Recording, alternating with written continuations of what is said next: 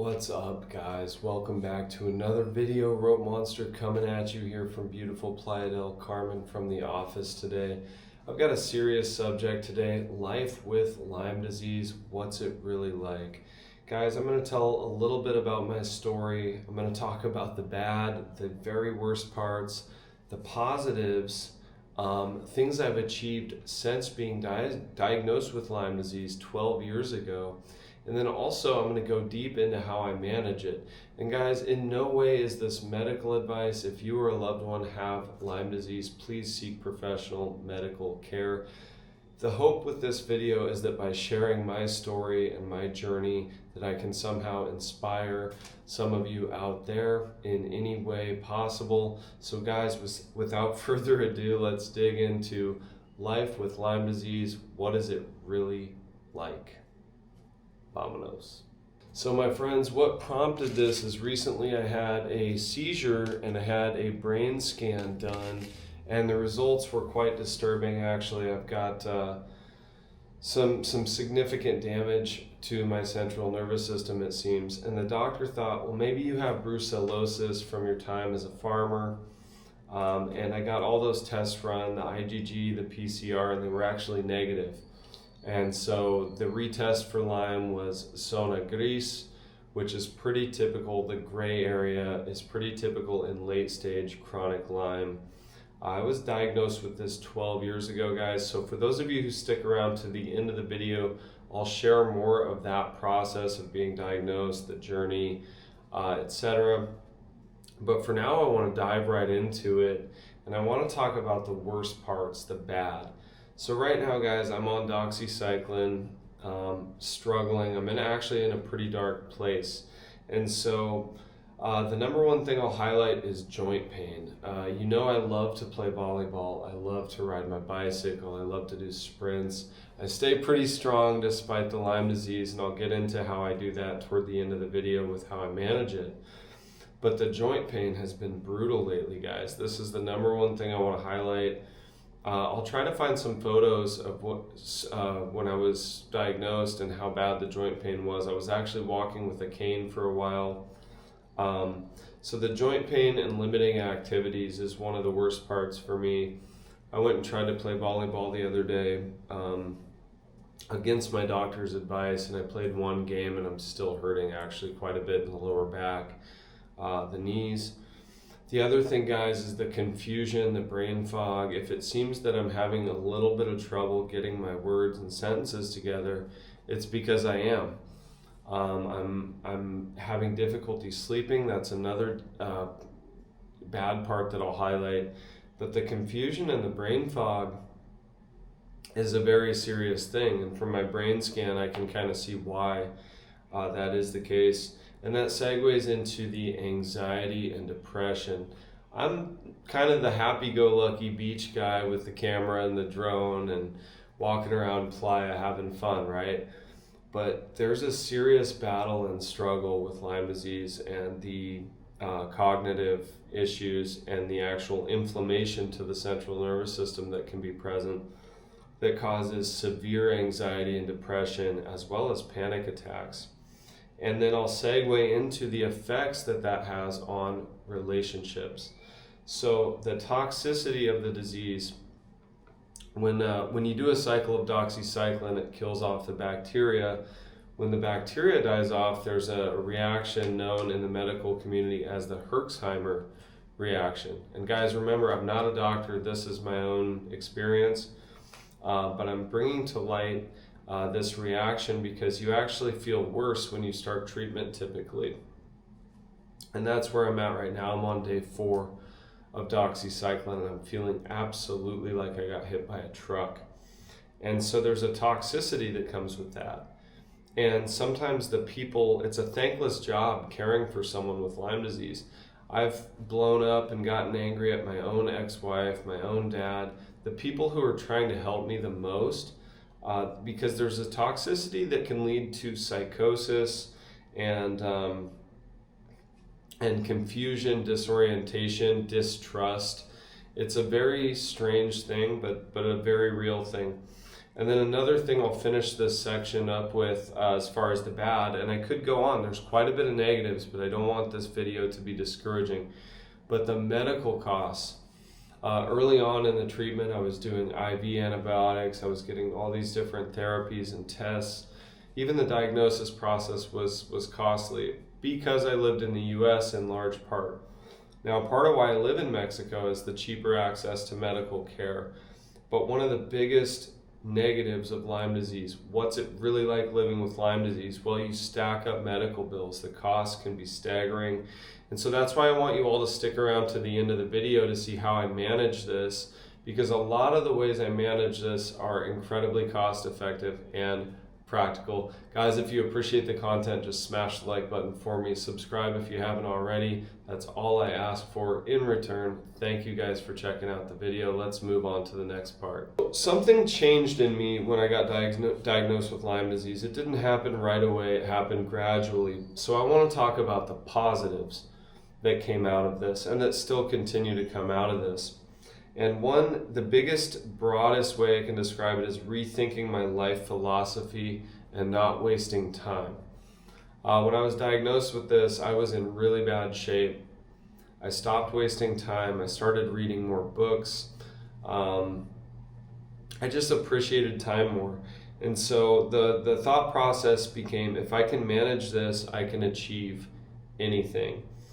And I can take more risks. And I say risks, but when the prognosis is so grim and people are saying, oh, you're not going to be able to walk, you're not going to be able to do the things you love, all of a sudden you get your act in gear, or at least I did. You get your act together and you squeeze every drop out of life. That's what I did. And so with that, I'll segue into the things I've achieved since being diagnosed with Lyme disease. And these are the greatest achievements of my life. So hopefully this is inspiring to you guys. The greatest achievements of my life came after being diagnosed with Lyme disease 12 long years ago. Let's dig into those. So things I've achieved, guys, since being diagnosed with Lyme disease. Number one is I had a lot of downtime. I was bedridden for basically 2 years. And so I started learning Spanish. I downloaded Duolingo. I got some books. I started learning Spanish whatever way I could. And that took about 3 years until I was fluent. But I used that downtime to learn Spanish. And then one thing I'll circle back to is the bad, the relationship costs. I basically believe my marriage fell apart because of Lyme disease and the constant struggle. And so my ex-wife and I took a trip to Mexico before we were divorced, and I decided that I wanted to live in Mexico. Access to medical care, better climate. Sorry guys, the doxycycline and everything's bringing up a lot of phlegm issues. But so what I did is I then laser focused on building an investment portfolio that I could live on, that I could retire on, that could support me in Mexico.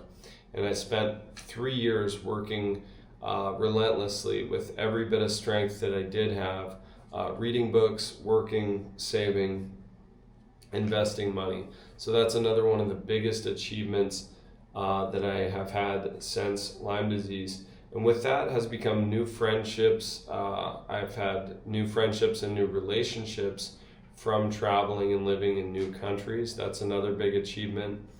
My relationship with Anna was very, very special. I met her because I took a risk and went to Ecuador. And I ended up with this whole huge Cuban family basically out of the deal, with all of whom I'm still in touch and love very, very dearly. So traveling to new countries, new relationships, new friendships, guys, these are huge achievements.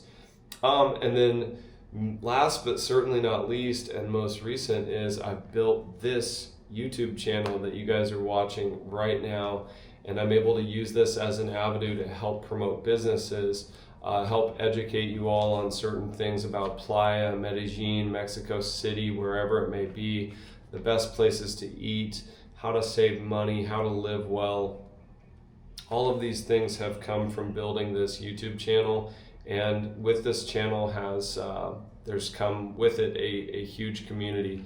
Guys, yesterday I went out just to eat some pancakes at La Organica, and I met probably 12 to 15 subscribers, somewhere in there.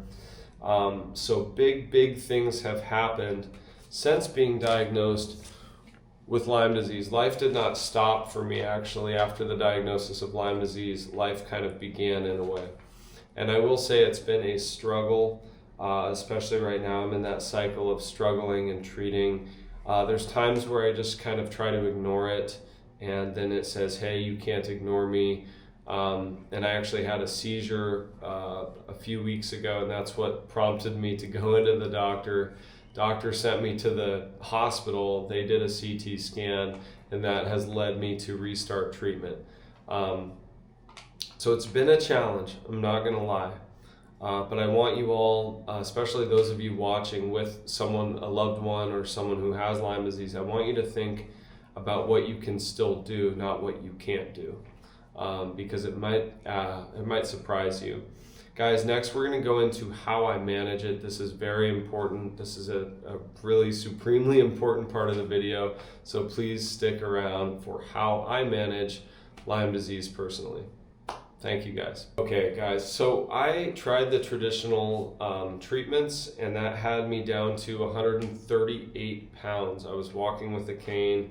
I'm not saying that long-term IV antibiotics aren't the answer. I'm just saying that it was a very brutal option for me. It was costly, and I didn't exactly seem to make any progress from that. And I'm not giving medical advice here, but that's not how I manage it. I am doing doxycycline right now to just knock the infection down. But actually, shout out to Luke Gonzalez, my naturopath. What really changed things for me was finding natural medicine. He does a lot of body work. He works with herbal protocols. And I'm not saying that those treatments aren't difficult in their own way, but natural medicine, and then finding acupuncture and Chinese medicine. Believe it or not, I actually just had an acupuncture appointment yesterday with a lovely Italian lady here in Playa del Carmen named Fausta. I can put her contact info in the description if you guys ask for it. She helps by treating the central nervous system, by treating, by using points that aid my sleep, my appetite.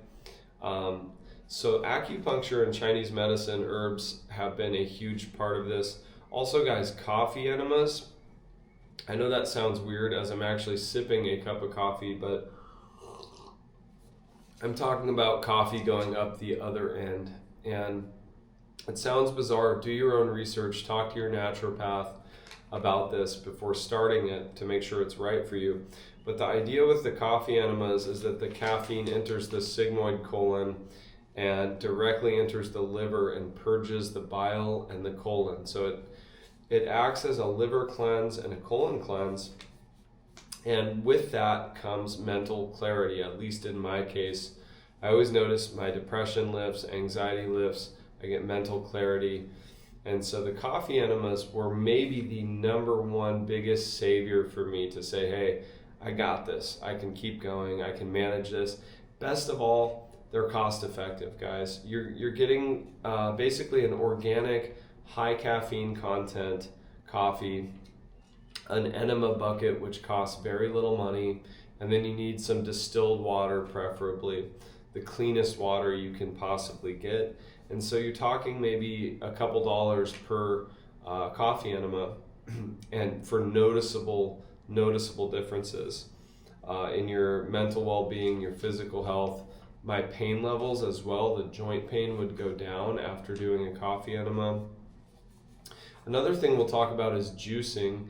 I also like to do bone broths, so a lot of broths, a lot of liquids. It's sometimes difficult with the appetite. I will show you guys my juicer at the end of the video. I'm making a pineapple celery juice today, fresh ingredients from DAC. I went over there. But juicing is great. Bone broths are great. The collagen seems to help with the lining of the gut, the overall health of the gut, which seems to help with the overall absorption of nutrition and mental clarity. The sauna. So not all of you will have the financial means to go out and buy an infrared sauna, but we, as a family, my old home, we bought an infrared sauna, and I used that thing religiously. I actually got a hair mineral analysis done where they take a big sample of your hair and they check your minerals, but also heavy metals. And one problem with Lyme disease that goes overlooked is heavy metal toxicity. And so I was toxic in mercury, lead, cadmium, arsenic, and even vanadium. And so I used the infrared sauna for about 2 months, and then I retested, and a lot of those heavy metal levels went down. The other thing is lifestyle changes, guys. Taking naps, less caffeine. I am having 1 cup of coffee to wake up for this video. Don't stay out late. Limit alcohol. Those are all lifestyle changes that I made. Then having the right people around me, the support. You've got to have positive people around you. You've got to have understanding people around you, or you're better off probably not having anyone around you. And then physical therapy, guys. I'm going to actually go into a short anecdote, a little story about my physical therapy journey and what that was like, and something he told me after I got better, which absolutely shocked me. I was going to physical therapy in Salem, Oregon, and my old physical therapist, Chris, if you're watching this, thanks, buddy. I didn't want to do this. I didn't want to do physical therapy. The idea of keep moving, just keep moving. Well, my body was in a lot of pain. And so I forced myself. I would go, I'd show up in my sweatpants and my t-shirt and be like, all right, let's do this. And so we would go through all these exercises that were really, really difficult for me at the time. A lot of isometric stuff to get blood flow into the joints, into the connective tissues where there's not otherwise any blood flow. And so I went through maybe 6 months of physical therapy, and it made a tremendous difference. I started gaining weight back, I started getting muscle back, but I could not play basketball, I could not play volleyball, I couldn't lift weights, go to the gym, everything hurt. So I went through this, I humbled myself and went through physical therapy. Well, after I got better, my physical therapist told me, he's like, man, I can tell you this now because you're better, but he literally told me, I thought you were gonna die. He was like, you were wasting away at such an alarming rate. The fact that you're still here is a miracle. And for him to outright say that just kind of took me back, like, wow, I kind of thought that too, but I didn't want to believe it. To hear it from a professional it put things into perspective for me. The fact that I'm still here, that I'm still doing a lot of the things I love, not all of them, but a lot of them. So I'll try to find that photo. There's a photo of me at about 138 pounds. I'll put up as many overlays and photos and videos as I can from that era. I don't have a lot of stuff from back then because it was such a dark era. I'll have to probably reach out to my dad for some of those photos. But the point is, guys, even when you think it's the end, even when you think, and your healthcare professionals and physical therapists think it could be over, it's not over till it's over. You got to keep fighting. And that's where I'm at right now. I'm fighting. I've got the doxycycline going on. And I'm actually going in to have a cyst removed tomorrow. I've got a sinus infection and a deviated septum. I'm a mess, but I'm going to keep going, guys. I'm going to keep bringing you these videos. Much love to every single one of you subscribers who support the channel and keep it positive here. I really, truly appreciate all of you. This is kind of a dark chapter for me, but I'm trying to make something positive out of it. And that's always the theme on the channel, is just trying to bring value wherever I can. So guys, I'll show you my juicer to wrap things up. And I'm gonna make some pineapple and celery juice to start the day off right. Thanks again for stopping in for the video, guys. All right, my friends, time for the bonus material. Look at all that celery right there. So I'm going to turn the celery and pineapple into a delicious juice. And one other thing I forgot to mention, guys, how I manage this is natural kefir. So a friend of mine gave me the starter for this, and all I have to do is drink it down to about 1/4 of the way full, and then just add more whole milk, and the kefir culture will digest the sugars and ferment it, and then that's a major source of probiotics for me. So I did forget to mention, guys, this is why you watch the bonus material. Probiotics, probiotics, probiotics. So I do the kefir or kefir, however you want to say it. And also, I usually make my own, but I bought this from DAC here in Playa del Carmen, and this is sauerkraut. So a lot of kefir and sauerkraut, even when I'm taking the antibiotics, helps a lot. There's some other supplements and things I like to use like ashwagandha, but really just keeping it simple with dietary stuff. Tons of probiotics. Now guys, this is my juicer. Let me show you my juicer real quick. This thing is a gem. So for the juicing, guys, I use this Omega juicer. It's a slow process. It keeps the enzymes intact. And so one of the reasons I like to do pineapple is the proteolytic enzyme bromelain. You can chat GPT this for yourself, but the bromelain helps me a ton with inflammation and pain. So I'm actually going to juice this entire pineapple, and this is why people see me over at Chedraui buying 4 pineapples or over at DAC buying 2 pineapples. I gotta have it. That's kind of my pain med right there. So guys, without further ado, let's make some juice. All right, guys, I've taken the shirt off so I don't get any splashing on my nice shirt while I'm juicing. Plus, I just feel like juicing is better with no shirt. So guys, I've got all my celery and pineapple ready to go here. Let's fire this bad boy up. And I think these go for about 350 bucks on Amazon, these juicer guys. The Omega, for the win. Absolutely fantastic juicer. Let's do this. So you can see, guys, all this amazing juice coming out here. Kind of hard to film and juice at the same time. You can see, guys, I'm getting a nice fresh celery pineapple juice here. And all the pulp comes out here. And the pulp comes out very dry. So this juicer may seem a little more expensive than some, but you're getting the most out of your produce. And so over time, having a nice juicer will actually save you quite a bit of money. Let's get some pineapple. Get some pineapple in there to push through that celery.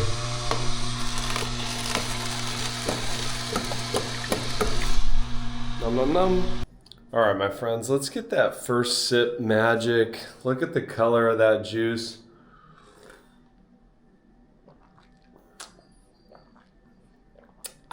Nom nom nom nom nom.